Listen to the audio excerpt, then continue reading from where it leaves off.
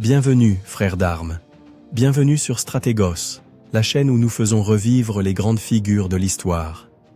Aujourd'hui, nous allons plonger dans la vie et l'héritage de l'un des plus grands conquérants du Moyen-Âge, Charlemagne, l'homme qui unifia une grande partie de l'Europe et fonda le Saint-Empire romain germanique. Avant de commencer ce voyage épique, n'oubliez pas de liker, laisser votre commentaire, partager cette vidéo et bien sûr, vous abonner à Stratégos. Que commence l'histoire de l'homme qui forgea un empire. Première partie. Les origines de Charlemagne. Le 8e siècle était une époque troublée en Europe. Les royaumes se disputaient des terres, l'Église luttait pour son influence, et la puissance des Francs s'affirmait comme la force dominante en Occident. C'est dans ce contexte de guerre et d'ambition que naquit Charlemagne, un homme destiné à changer l'histoire. Charlemagne naquit en 747, fils de Pépin le Bref et de Bertrade de Laon. Son lignage appartenait à la dynastie carolingienne, héritière du pouvoir dans le royaume franc, après la mort de Charles Martel, son grand-père. Et s'il y avait une chose qui allait définir la vie de Charlemagne, c'était bien le poids de cet héritage. Charles Martel n'était pas un roi, mais il avait été le véritable dirigeant du royaume franc. C'était un guerrier redouté et un stratège remarquable. En 732, il vainquit les musulmans à la bataille de Poitiers, une victoire qui sauva l'Europe occidentale de l'expansion islamique et consolida la domination des Francs. Ses campagnes militaires et sa capacité à distribuer terres et pouvoirs à ses fidèles assurèrent à sa famille le contrôle du royaume. Lorsque Charles Martel mourut en 741, son fils Pépin le Bref prit la relève. Mais Pépin ne se contenta pas d'être un simple maire du palais, la fonction qu'il avait héritée de son père. Il aspirait à plus. Et en 751, avec la bénédiction du pape Zacharie, il destitua le dernier roi mérovingien, Childéric III, et se proclama roi des Francs. La dynastie carolingienne venait officiellement de naître. Charlemagne grandit dans l'ombre de cet héritage. Il savait que son grand-père avait été un guerrier invincible, et que son père avait pris le trône par sa propre volonté. Son destin ne pouvait être autre que de régner et d'étendre le royaume qui lui avait été légué. On ne sait pas avec certitude où naquit Charlemagne. Certaines sources suggèrent Aix-la-Chapelle, d'autres Herstal, mais ce qui est certain, c'est qu'il passa son enfance à la cour franque, entouré de nobles, de clercs et de guerriers. Son éducation fut différente de celle des rois précédents. Pépin le Bref comprenait l'importance du savoir, et bien que les monarques de l'époque ne fussent généralement pas lettrés, Charlemagne reçut un enseignement en lecture et écriture. Son précepteur fut le clerc Fulrad, qui lui inculqua la valeur de la foi et de la culture latine. Mais sa véritable formation fut celle de la guerre. Dès son plus jeune âge, Charlemagne fut formé à l'équitation, au combat à l'épée et à la stratégie militaire. Le royaume franc était en conflit permanent. Les Saxons à l'est, les Lombards en Italie et les incursions musulmanes au sud. La seule manière d'assurer le pouvoir était par la force. Mais au-delà de la guerre, Charlemagne grandit dans un monde où la politique et l'Église étaient profondément liées. Pépin avait obtenu sa couronne grâce au pape, et le jeune prince comprit très tôt que le soutien de l'Église était essentiel à toute ambition de pouvoir. La foi n'était pas seulement une question spirituelle, mais un instrument politique d'une importance capitale. Le 24 septembre 768, la stabilité du royaume vacilla. Pépin le Bref mourut, laissant derrière lui un vaste territoire et deux fils destinés à partager le pouvoir, Charlemagne et son jeune frère Carloman. Selon la tradition franque, le royaume devait être divisé entre les héritiers, ce qui fut fait. Charlemagne reçut la partie occidentale du royaume, tandis que Carloman gouvernerait la partie orientale. Mais cette division était vouée à l'échec. Carloman ne faisait pas confiance à son frère, et Charlemagne voyait en lui un obstacle. Les nobles francs se divisèrent également, créant des factions rivales à la cour. Pendant 3 ans, le royaume fut au bord de la guerre civile. La tension atteignit son apogée lorsqu'un allié de Carloman, le duc d'Aquitaine, se rebella contre Charlemagne. Ce dernier attendait le soutien de son frère pour réprimer la révolte, mais Carloman refusa d'intervenir. Pour Charlemagne, c'était une trahison. La lutte pour le pouvoir semblait inévitable. Mais en 771, un événement inattendu se produisit. Carloman mourut subitement. La cause de sa mort reste incertaine. Certaines sources évoquent une maladie, d'autres suggèrent un possible empoisonnement. Quoi qu'il en soit, son décès ouvrit la voie à Charlemagne. Sans perdre de temps, Charlemagne prit le contrôle des terres de son frère et se proclama seul roi des Francs. Les nobles fidèles à Carloman tentèrent de résister, mais furent rapidement soumis. À 24 ans, Charlemagne devenait le souverain absolu du royaume le plus puissant d'Europe occidentale. Deuxième partie, consolidation du pouvoir et expansion militaire. L'année 771 marqua un tournant dans l'histoire de l'Europe. Carloman était mort subitement, et Charlemagne, sans perdre de temps, prit le contrôle total du royaume franc. Mais gouverner un territoire vaste et fragmenté ne serait pas une tâche facile. Les Francs n'étaient pas un peuple homogène. À leurs frontières vivaient des duchés, tribus et royaumes semi-indépendants, qui voyaient d'un œil méfiant la montée en puissance du jeune roi.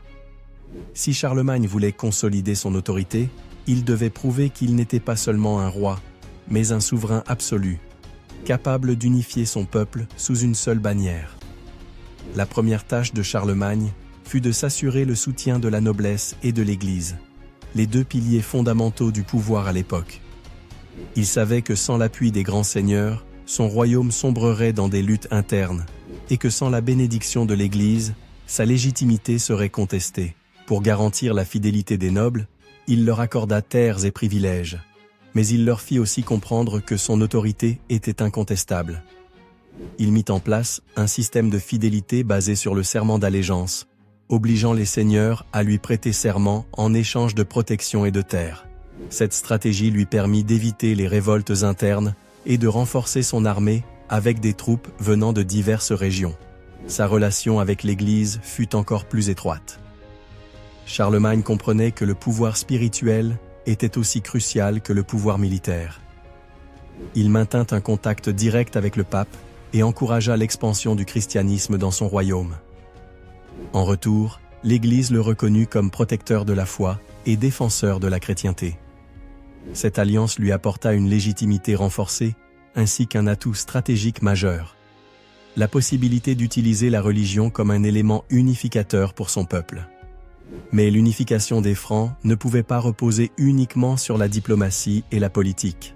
Certains territoires rebelles refusaient d'accepter son autorité, et il était déterminé à les soumettre. Charlemagne dirigea son attention vers le sud et l'est.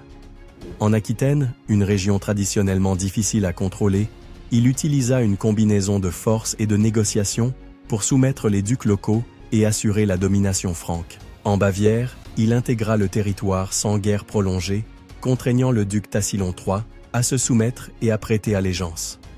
Mais la plus grande épreuve de ses capacités militaires était encore à venir.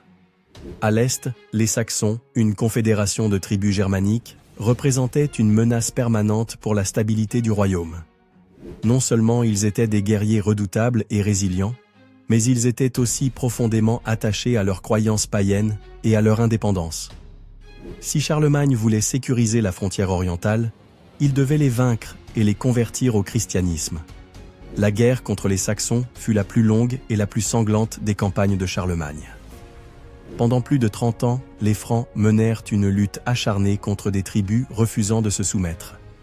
Tout commença en 772, lorsque Charlemagne envahit la Saxe et détruisit l'Irminsule, un pilier sacré représentant la spiritualité et l'identité des Saxons. Cet acte ne fut pas seulement un coup militaire, mais aussi symbolique. C'était une déclaration de guerre contre leur culture et leur foi. Mais les Saxons n'étaient pas prêts à se rendre facilement. Leur chef, Widukind, organisa une résistance farouche. Connaissant parfaitement le terrain, ils utilisèrent des tactiques de guérilla et attaquèrent les établissements francs en représailles.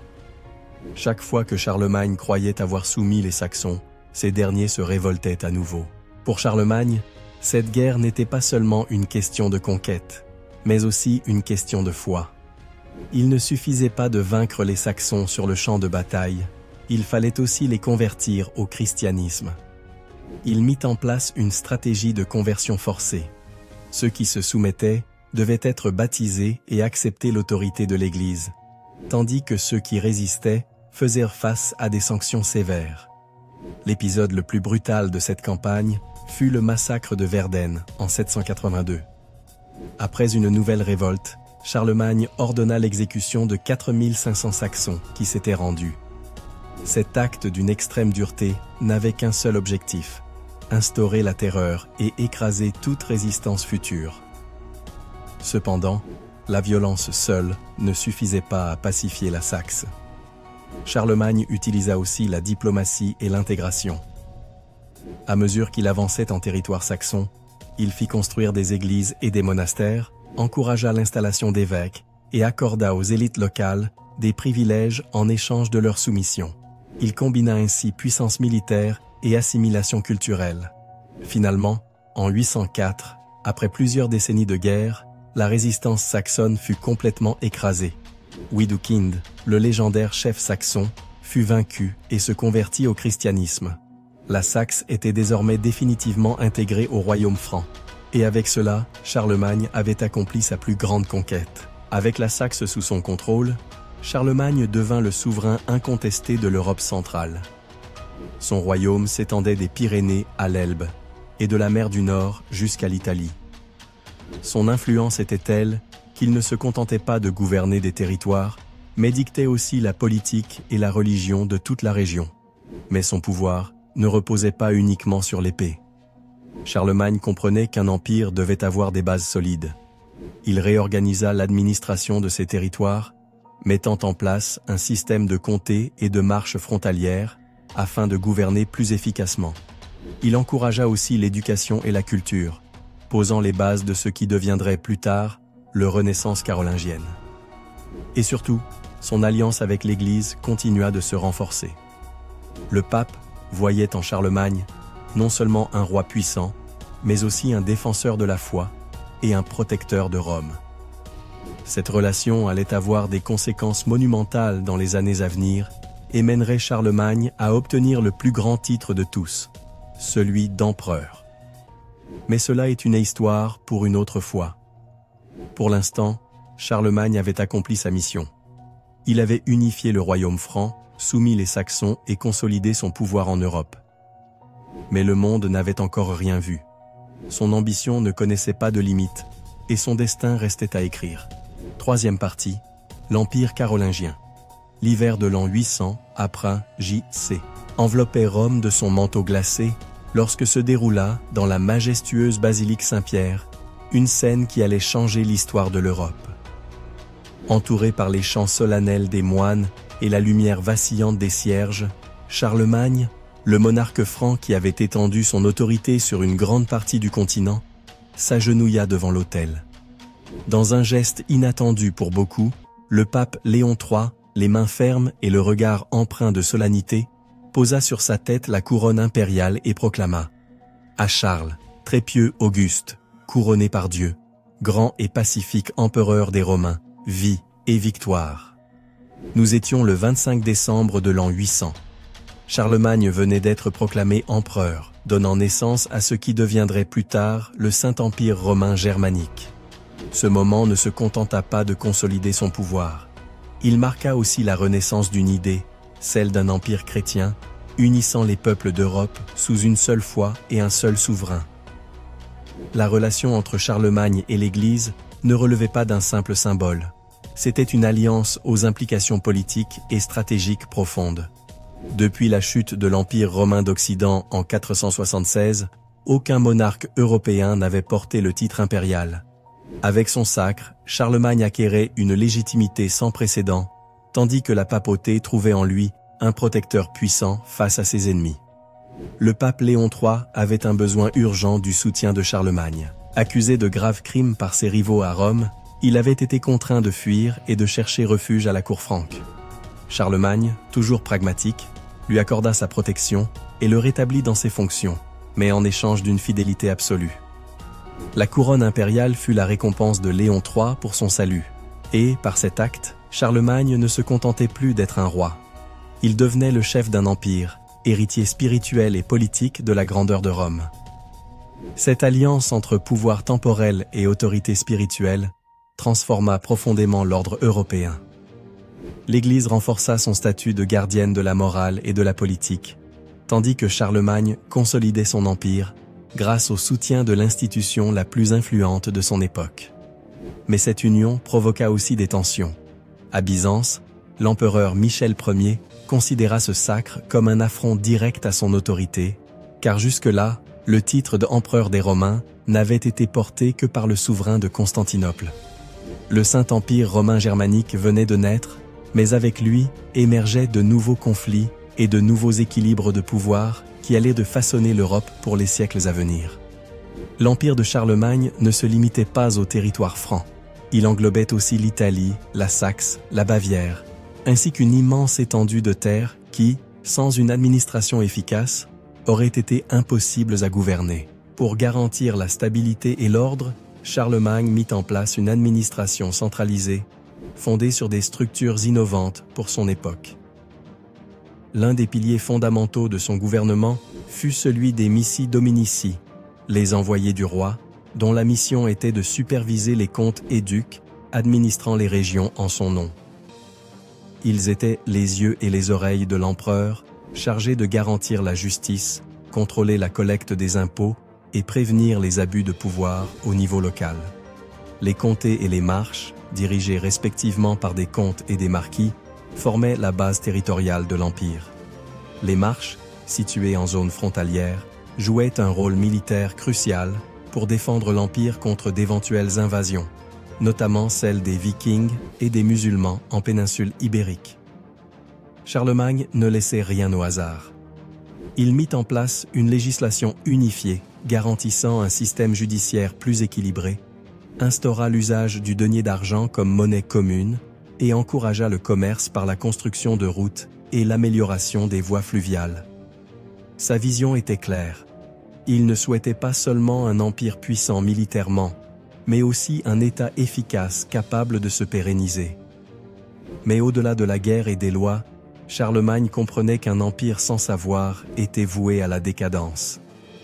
À une époque où l'éducation était cantonnée aux monastères et où la majorité de la population était analphabète, l'empereur impulsa ce que l'histoire retiendrait sous le nom de Renaissance carolingienne. Il fit venir à sa cour les plus grands intellectuels de l'époque, parmi lesquels Alcuin d'York, qui devint son principal conseiller en matière d'éducation.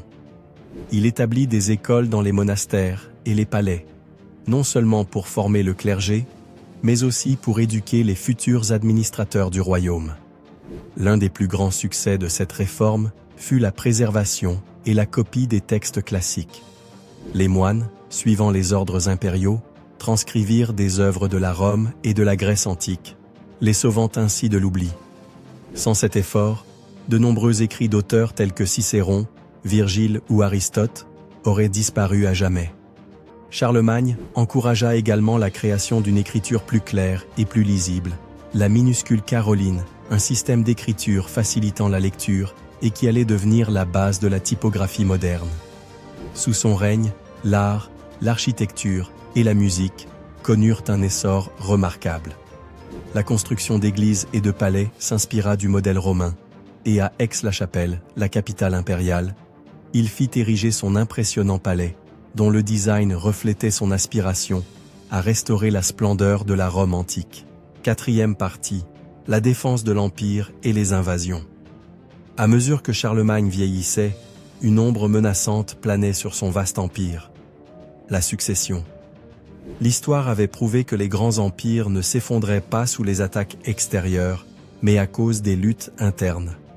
Et celui de Charlemagne ne ferait pas exception. Charlemagne avait de nombreux enfants, mais seuls quelques-uns étaient considérés comme héritiers légitimes.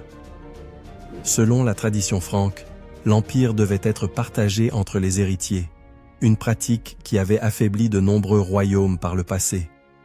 Mais Charlemagne aspirait à autre chose, un empire uni, puissant, une continuité de son œuvre. Son plan initial désignait ses trois fils les plus aptes, Carloman, rebaptisé Pépin, Louis, le futur Louis le Pieux, et Charles le Jeune. Chacun devait recevoir une partie de l'empire, mais sous un système garantissant la collaboration et la stabilité. Cependant, le destin en décida autrement. Charles le Jeune, destiné à gouverner la Neustrie, mourut subitement en 811. Peu après, Pépin, roi d'Italie, décéda à son tour, laissant Charlemagne avec une seule option. Son plus jeune fils, Louis, roi d'Aquitaine. Louis, connu sous le nom de Louis le Pieux, n'avait pas la force de son père. Son inclination pour la religion et la paix contrastait fortement avec la politique de fer de Charlemagne. Pourtant, en 813, l'empereur n'eut d'autre choix que de le désigner comme son unique héritier. Dans une cérémonie sobre, Charlemagne posa lui-même la couronne sur la tête de son fils. Une des premières couronnations de l'histoire sans intervention du pape. Cet acte envoyait un message clair. L'empire devait rester indivisible. Mais Louis serait-il capable de porter le poids d'un empire construit dans le sang et le feu? Malgré la décision de Charlemagne, la lutte pour le pouvoir n'était pas terminée. Après sa mort en 814, Louis le Pieux hérita du trône, mais son règne fut rapidement ébranlé par les ambitions de ses propres fils. Louis tenta de préserver l'héritage de son père, mais il commit une erreur fatale. Il divisa l'empire entre ses fils de son vivant. Ce choix, loin d'apporter la paix, déclencha une série de conflits qui allaient durer des décennies. Ses fils, Lothaire, Louis le Germanique et Charles le Chauve, se retournèrent les uns contre les autres, plongeant l'Empire dans une guerre civile qui aboutit finalement au traité de Verdun en 843, marquant la désintégration définitive de l'Empire. Charlemagne avait voulu un empire unifié, mais ses propres descendants l'ont déchiré. Pendant que ces luttes internes affaiblissaient l'Empire, une nouvelle menace se profilait aux frontières. Charlemagne, conscient des dangers extérieurs, avait consacré une grande partie de son règne à fortifier son empire face à 3 ennemis redoutables, les Vikings, les musulmans et les Magyars. Depuis les terres glaciales du Nord, les Vikings commençaient leurs incursions dévastatrices. Leurs dracars remontaient les fleuves d'Europe avec une rapidité fulgurante, pillant des monastères, ravageant des villages et semaient la terreur sur tout le continent. Bien que les raids vikings s'intensifient après la mort de Charlemagne, celui-ci avait anticipé la menace et renforcé les défenses côtières en établissant des tours de guet et des garnisons permanentes. Au sud, les musulmans représentaient toujours une menace constante. Après la victoire de Poitiers en 732, les Francs avaient stoppé leur avancée, mais Charlemagne ne se contenta pas d'une défense passive. Il lança plusieurs campagnes en péninsule ibérique afin d'établir la Marche d'Espagne, un ensemble de territoires fortifiés servant de barrière contre les émirs d'Al-Andalus. À l'est, Charlemagne avait soumis les Saxons et sécurisé la frontière avec les Avars. Cependant, un nouvel ennemi apparut, les Magyars, un peuple nomade venu des steppes eurasiatiques qui commencèrent à apparaître dans la région, menaçant de franchir le Danube et de semer le chaos dans l'Empire.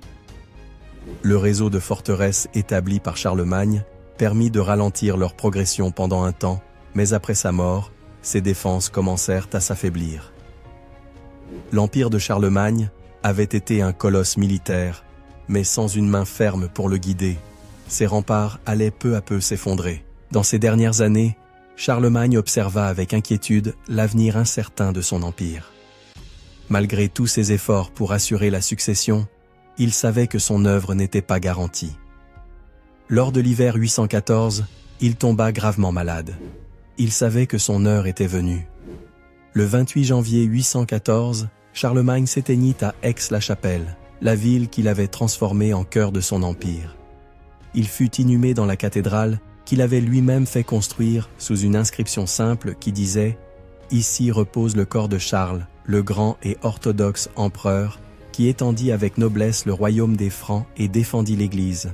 Il mourut en l'an 814 de notre Seigneur. » Cependant, sa mort marqua le début de la fin de son empire. Sans sa main ferme, le Saint-Empire romain germanique entra dans une période de fragmentation, donnant naissance, des siècles plus tard, aux nations qui allaient former l'Europe moderne. 5e partie, mort et héritage de Charlemagne. Le 28 janvier 814, Charlemagne, le grand empereur des Francs, s'éteignit à Aix-la-Chapelle à l'âge de 72 ans. Sa mort marqua la fin d'une ère d'expansion et de consolidation du pouvoir carolingien.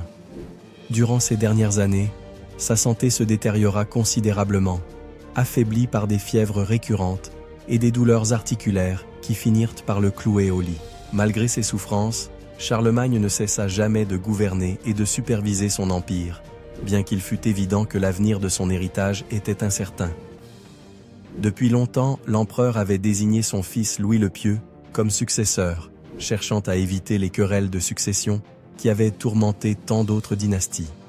Cependant, la coutume franque imposait que le royaume soit partagé entre les héritiers, mettant ainsi en péril l'unité de l'empire. En accédant au trône, Louis tenta de préserver la cohésion du vaste territoire carolingien, mais il dut faire face à un défi insurmontable, la pression de ses propres fils et la menace constante des invasions extérieures. Avec la mort de Charlemagne, l'empire commença à se fissurer. Louis le Pieux régna avec la volonté de préserver l'unité, mais la tradition du partage des terres entre les fils entraîna une série de conflits pour la succession. Avec le traité de Verdun, en 843, la grande œuvre de Charlemagne fut officiellement divisée en 3 royaumes, la Francie occidentale, la Francie orientale et la Lotharingie, posant ainsi les bases de ce qui deviendrait plus tard la France et l'Allemagne. La fragmentation de l'empire carolingien affaiblit l'autorité centrale, ouvrant la voie à l'intensification des raids des Normands, des musulmans et des Magyars, érodant encore davantage le pouvoir de la dynastie. Sans une politique successorale claire et avec une noblesse de plus en plus indépendante, l'unité rêvée par Charlemagne devint un souvenir du passé. Cependant, l'héritage de Charlemagne survécut bien au-delà de la désintégration de son empire. Il fut le premier monarque européen depuis des siècles à unifier un immense territoire sous une seule autorité chrétienne, établissant un précédent historique pour l'avenir du Saint-Empire romain germanique. Son insistance sur l'éducation, la culture et une administration efficace laissa une empreinte indélébile sur l'histoire de l'Europe. Les réformes carolingiennes dans l'écriture, l'instruction et l'organisation politique posèrent les bases du renouveau médiéval et de la consolidation ultérieure des États européens. La figure de Charlemagne dépassa largement son époque, étant reconnue comme celle du grand bâtisseur de l'Europe médiévale. Son empire s'effondra, mais sa vision d'une Europe unifiée, sous un pouvoir chrétien, influença de nombreuses générations après lui, d'Othon Ier à Charles Quint. Des siècles plus tard, son tombeau à Aix-la-Chapelle reste un symbole de la grandeur et du pouvoir qu'il a incarné. Merci d'avoir suivi cette histoire jusqu'au bout. N'oubliez pas de liker, de vous abonner si ce n'est pas encore fait, et de partager cette vidéo pour permettre à ce projet de continuer à grandir. À bientôt, frères d'armes.